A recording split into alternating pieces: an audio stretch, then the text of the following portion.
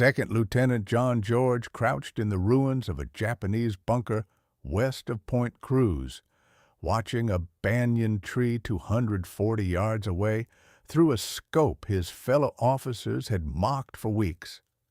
At 27, the Illinois state champion marksman had 0 confirmed combat kills, but he was about to change that. The Japanese had placed 11 skilled snipers in the Point Cruz groves, and in the past 72 hours alone, they had killed 14 men from the 132nd Infantry Regiment.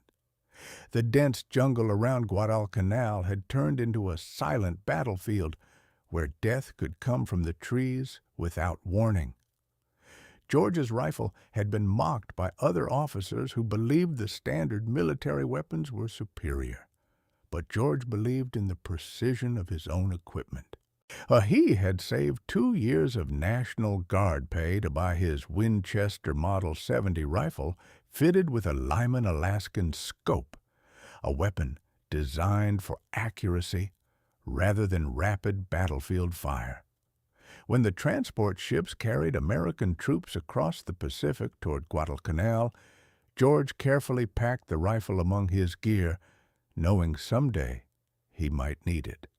In late December 1942, after weeks of fighting on the island, he finally held the rifle in his hands under real combat conditions. The rifle itself weighed 9 pounds, and the scope added another 1.2 pounds.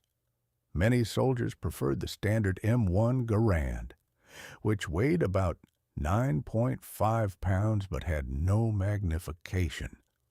George didn't care about the extra weight. He trusted the precision his rifle offered. And by late December, the 132nd Infantry Regiment had relieved exhausted Marine units and secured Henderson Field, one of the most important airfields on the island. But the surrounding areas were still dangerous. Mount Austin remained under Japanese control, along with coastal groves and hidden defensive positions. Mount Austin itself rose 1,514 feet above the jungle and was defended by about 500 Japanese soldiers, entrenched in 47 fortified bunkers. When American forces attacked the position on December 17th, the battle dragged on for 16 brutal days, costing the battalion 34 men killed and 279 wounded. During that time, George still had not fired his Winchester in combat. The Japanese snipers were experts in jungle warfare. They moved silently through the canopy, or climbing high into trees or hiding among thick leaves where they could observe American positions without being seen. Their patience made them deadly, and their training allowed them to wait hours or even days for the perfect shot. On January 19th, a sniper's bullet killed Corporal Davis near the perimeter, shocking the troops and reminding everyone that the enemy was always watching. In the following days, more soldiers were hit by hidden shooters. Fear spread through the regiment. Officers realized they needed someone capable of matching the enemy's precision. That was when George was summoned. The rifle that had once been mocked was now desperately needed. His credentials were quickly verified. He had won the Illinois State Championship in marksmanship, had demonstrated the ability to maintain 6-inch groups at 600 yards using iron sights, and could place 5 rounds within 4 inches at 300 yards using the Lyman Alaskan scope. Those were skills few soldiers possessed. George carefully cleaned his rifle and adjusted the scope before loading 5 rounds of .30-06 ammunition. He then moved into a captured Japanese bunker overlooking the coconut groves near Point Cruz. The Lyman scope offered 2.5 times magnification, which was not extremely powerful by modern standards, but was more than enough to detect subtle movement in the jungle canopy. The morning air was heavy with humidity and the distant sounds of insects and artillery. At exactly 9:17 a.m., George noticed something unusual. A branch moved slightly in a tall banyan tree roughly 87 feet above the ground and about 240 yards away. To most soldiers, the movement would have gone unnoticed, but George had spent years studying targets through a scope. He knew the difference between wind and human movement. Slowly, he adjusted for wind drift, steadied his breathing, and squeezed the trigger. The rifle cracked sharply through the jungle silence. A moment later, the hidden sniper dropped from the tree. One shot, one kill. Almost immediately, another sniper began descending a nearby tree, attempting to escape.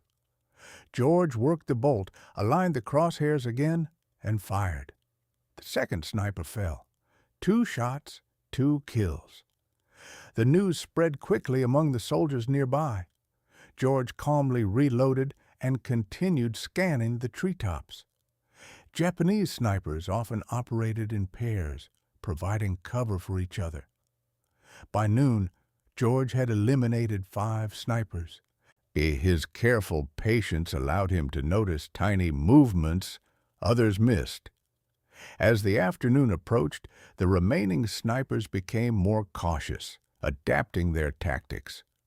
Mortar shells began falling around the area, forcing George to relocate several times to avoid being targeted. Each new position required patience as he studied the trees through the scope, slowly searching for movement among thousands of leaves and branches. By the end of January 22nd, George had 8 confirmed kills.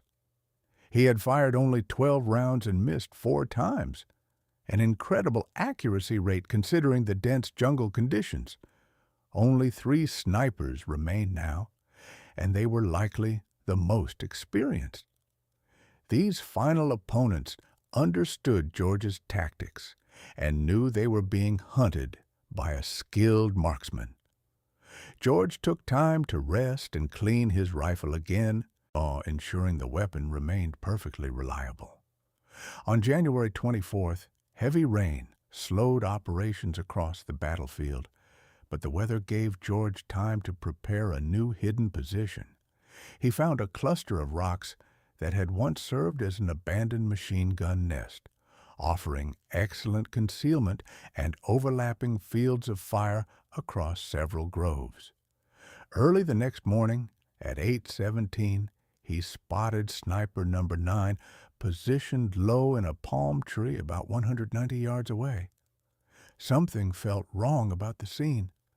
George studied the area longer and realized the sniper might be acting as bait. Carefully scanning the surroundings, he eventually detected the real threat hidden in a banyan tree about 80 yards to the northwest. Using the decoy to force movement, George fired first at the bait sniper. The shot struck true. The hidden partner shifted slightly in surprise, revealing his position. George quickly adjusted and fired again. 1 shot, 1 kill, but the gunfire had exposed his position. Machine gun bullets ripped through the rocks where he had been sitting moments earlier. George sprinted toward a drainage ditch roughly 40 yards away and dropped into the muddy cover just as rounds struck the ground behind him. For several tense minutes, he remained perfectly still, controlling his breathing and listening for movement. Only 1 sniper remained now. The final enemy was cautious and experienced, slowly stalking George through the jungle floor while using trees and brush as cover. The situation had become a duel between 2 trained marksmen. George knew that standing up would expose him, so he remained motionless with the Winchester ready. Finally, at 9:52 a.m., the Japanese sniper paused about 40 yards away, carefully studying the terrain where George had last been seen. George waited until the moment was perfect. Then he raised the rifle slightly, aligned the crosshairs, and fired. The shot echoed through the jungle. The sniper collapsed instantly. With that final shot, George had eliminated the last of the 11 snipers threatening the regiment. The entire operation had required patience, discipline, and remarkable skill. What had started as mockery from fellow officers had turned into admiration and respect. In just a few days, George had saved countless lives by removing the deadly shooters hidden in the trees. His calm precision proved that a single, determined marksman with the right training and equipment could change the outcome of a battlefield situation. The jungles of Guadalcanal were brutal and unforgiving, filled with heat, insects, and constant danger, but they also became the stage for one man's extraordinary marksmanship. The story of Second Lieutenant John George remains one of the most fascinating sniper stories of World War II, showing how patience, intelligence, and precision could overcome even the most dangerous enemy hidden deep within the jungle canopy.